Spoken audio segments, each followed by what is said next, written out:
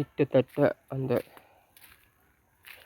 இரண்டாவது அந்த கல்வீடு ஐபிடிஎஸ்ஸின் கல்வீட்டுக்கு அருகில் நாங்கள் நெருங்கிவிட்டோம். கிட்டத்தட்ட இந்த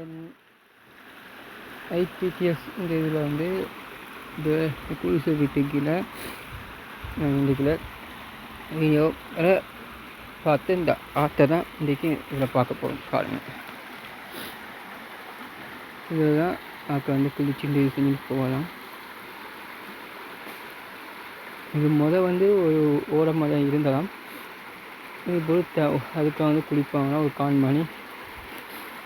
இப்போ வந்து காலப்போக்கு போனதுக்கு அந்த மண் வந்து லூஸாகி இடிஞ்சு விழுந்து ஒரு பெரிய ஆறாக மாறிக்குது.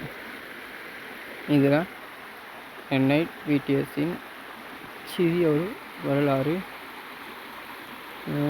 அதுபோல் இந்த மாதிரி கண்டென்ட் போடணும்னு சொல்லிட்டு நீங்கள் வந்து பெற்றுக்கொள்ளலாம்.